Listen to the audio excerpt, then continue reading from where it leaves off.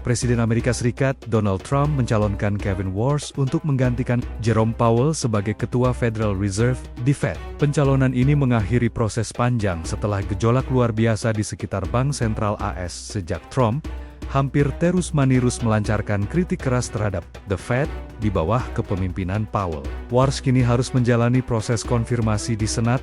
Jika disetujui, dia akan mulai menjabat pada Mei, bertepatan dengan berakhirnya masa jabatan Powell. Tak lama setelah pengumuman tersebut, respons dari berbagai tokoh penting di bidang ekonomi dan bisnis pun bermunculan.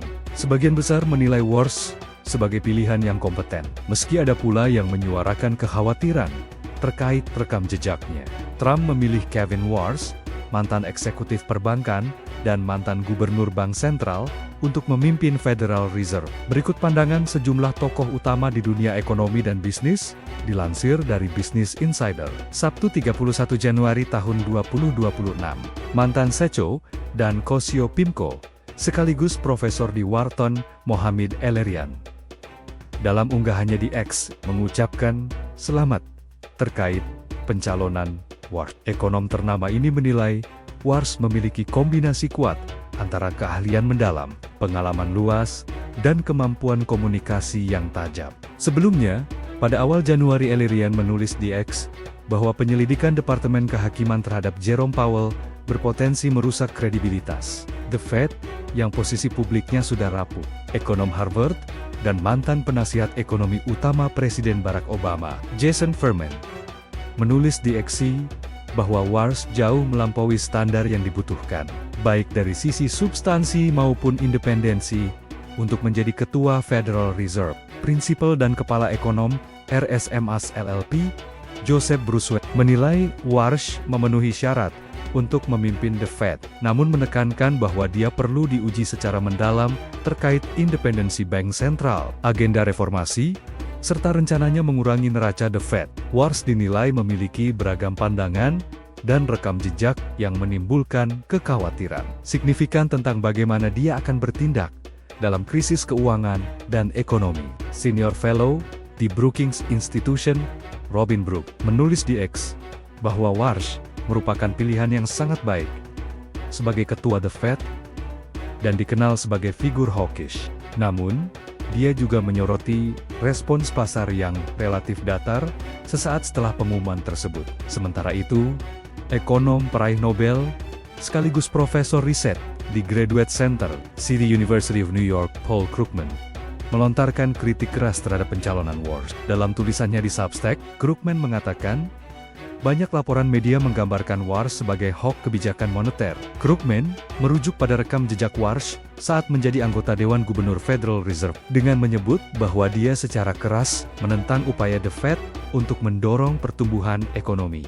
Mantan Menteri Keuangan Inggris, George Osborne, memuji keputusan Trump mencalonkan Warsh sebagai ketua The Fed. Alan Howard, miliarder pendiri hedge fund Macro Bravan Howard, dengan aset kelolaan sekitar US$33 miliar, menyebut Warsh sebagai pilihan luar biasa untuk memimpin The Fed.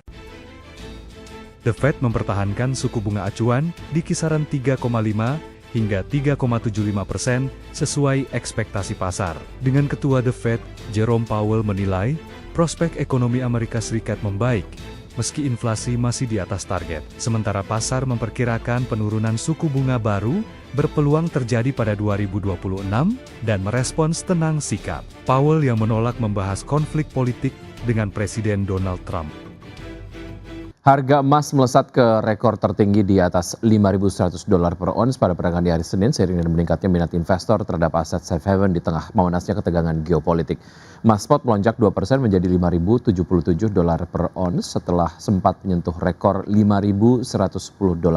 Sedangkan harga emas berjangka Amerika Serikat untuk kontrak pengiriman Februari melesat 2,1% ke posisi $5.080 per ons. Dan ketegangan geopolitik terbaru muncul setelah Presiden Donald Trump menyatakan akan memberlakukan tarif 100% terhadap Kanada jika negara tersebut melanjutkan kesepakatan dengan China. Sementara itu, perhatian investor turut tertuju pada potensi intervensi terkoordinasi di pasar mata uang oleh otoritas Amerika Serikat dan Jepang serta agenda rapat The Fed pekan ini. Sepanjang tahun 2026 harga emas melesat hampir 18% setelah meroket 64% sepanjang 2025 dan tahun lalu emas juga mencetak tonggak penting dengan menembus level 3.000 dan 4.000 dolar untuk pertama kalinya.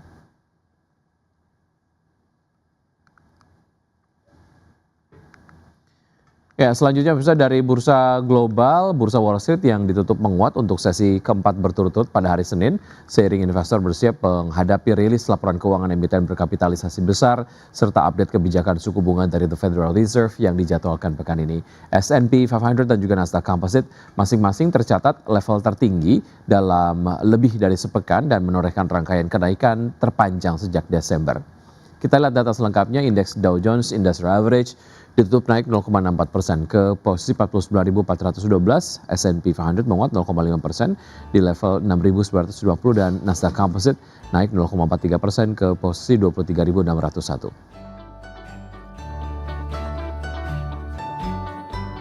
Dari Eropa, pemirsa, bursa ekuitas Eropa yang berakhir di zona hijau pada Senin didorong oleh kenaikan sektor finansial menjelang rilis laporan keuangan sejumlah bank besar pekan ini. STOXX 600 ditutup menguat 0,2% ke posisi 609,57, DAX Jerman menguat 0,13% ke posisi 24.933 dan FTSE 100 Inggris yang naik tipis 0,05% ke posisi 10.148.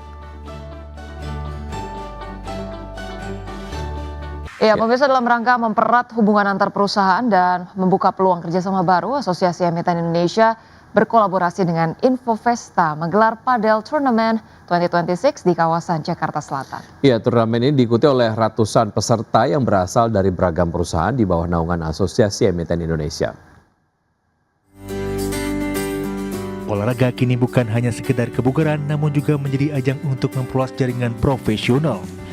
Hal tersebut terlihat dalam gelaran Padel Turnamen 2026 yang digelar PT Infovesta Utama yang berkolaborasi dengan Asosiasi Emiten Indonesia di kawasan Jakarta Selatan.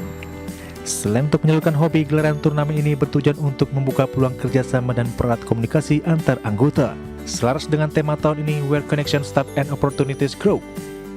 Terutama itu adalah menjalin koneksi, ya, koneksi antara berbagai pelaku jasa keuangan, ya. Nah, kita kolaborasikan itu dengan asosiasi emiten, ya. Kalau emiten kan belum tentu dari keuangan semua, ya. Jadi supaya ada semacam hubungan yang baik lah, ya, yang terjalin. Siapa tahu bisa win-win solution untuk kerjasama berikutnya. Itu. Turnamen yang diikuti 140 peserta dari beragam perusahaan yang bernaung di bawah Asosiasi Emiten Indonesia ini dibagi menjadi kategori mixed double dan men's double. Para peserta memperebutkan hadiah tabungan jutaan rupiah. Ya, dan memang ini linkage yang bagus nih antar di capital market, ya, ada aset manajemen juga, ada teman-teman sekuritas, ada dari investor institusi dan juga tentunya dari emiten. Ini kan sebenarnya satu networking yang bagus, ajang networking bagus untuk kita semua. Dengan semangat sportivitas dan jejaring yang kuat, kegiatan ini diharapkan membawa manfaat untuk para peserta dan pererat hubungan antar pelaku pasar modal di Indonesia. Dari Jakarta, Kia De La Rosa, Rizky Julianto, Tim Liputan, IDX Channel.